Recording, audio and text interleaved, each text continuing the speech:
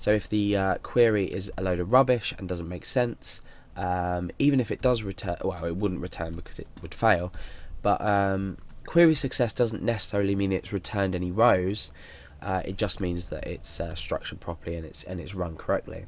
So let's just test this first of all. You'll see that we've got, oh, query failed. Okay, so let's see what could be wrong.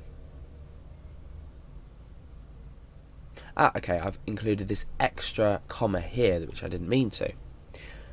So now let's refresh. Query success.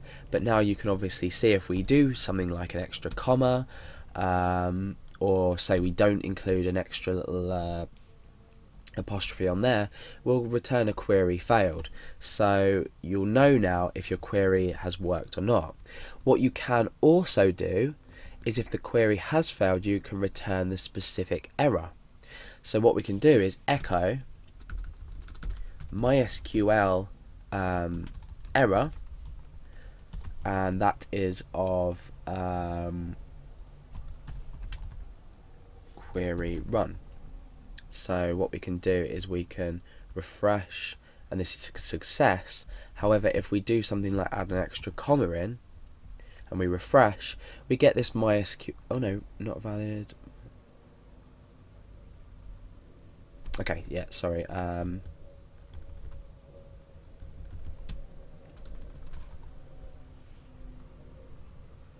There we go. So you don't need to supply an argument in here, it's just MySQL error. And what this will do is this will pick up the error from the last query run. So else echo MySQL error. Now let's read this. You have an error in your SQL syntax. Check the manual that corresponds to your MySQL server version for the right syntax to use near from food, order by ID. So that's the rest of it. So what we can determine is just before from food, we've got this comma. So we can delete that, we can refresh, and our query's worked.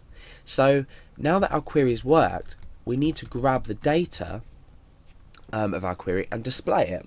So the best way to do this would be to use a loop, because we have multiple rows to return. If you look, we've got pizza and salad. Query is just going to return, if you were to just echo out the values, it's just going to return one of the rows.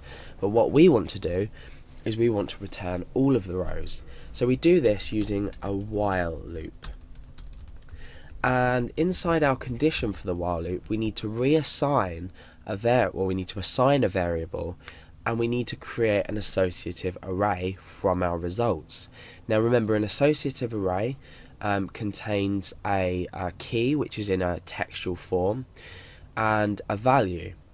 In this case, an associative array returned from this, the keys will be ID, food, calories, and healthy and unhealthy. Or in the case of our query, we're just selecting food and calories, so our associative array will contain the key, food and calories, and the value will be each one of these. So, well, it'll be this one first, then this one. So we can then return them in a loop.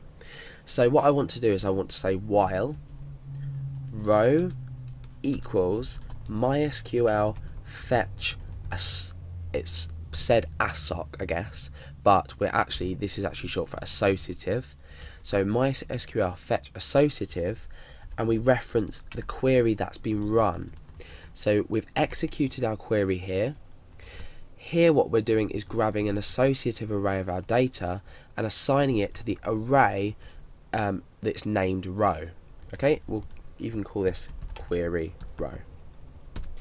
So query row is now an array, because we've grabbed our data from our query as an associative array and put it into this variable. Okay, so now let's see what happens when we run the code, and it will be nothing. So nothing's happened, so we haven't failed, but we've created this while loop in which we can echo out the data from each row. Now how do we do this? Usually, for best practice, I reassign the variables. So what I do is I say food equals, and we need to now take an element of the array, so we need to say query row food, and I'll do the calories and then I'll explain this.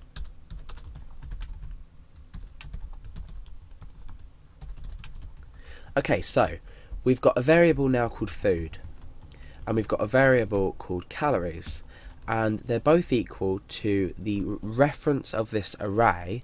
Remember, we're using square brackets, and because it's an associative array, we're taking the value from the field name food and the field name calories. So this food here and this calories here correspond to this and that. The first time round this loop, food is going to equal pizza, and calories is going to equal 1000. The second time round this loop, remember because we're using a while loop, food is going to be equal to salad, and then calories is going to be equal to 200. So all we do now, let's run it first to make sure we don't have any errors. Always good to check as we go along. Nope, no errors returned. So let's say echo food, a break. In fact, no, we can say food has calories. So we're just basically concatenating on text between our variables.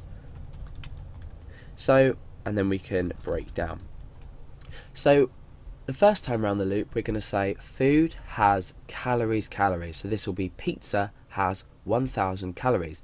The second time around the loop, we say salad has 200 calories. So let's just test it out and see if everything's working.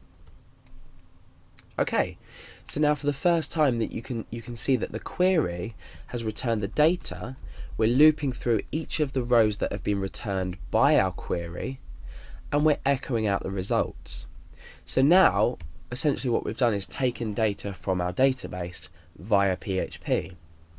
Now what we can do is change our query around slightly so we can retrieve different information. So for example, at the moment this is pizza first, then salad. Now what happens if I want to order it by ID, as we've already seen? I want salad to come first, then pizza. I want the last added row to come first. So that's simple, we just modify our query up here. Order by ID descending. So we're ordering in descending value. Let's come back to our PHP page and refresh, and you can see, oh no, we've got an error. So, okay, order by, oh yeah, sorry, okay, I've duplicated this. We've ordered by ID, but we want to order now by descending. So order by ID descending, let's refresh.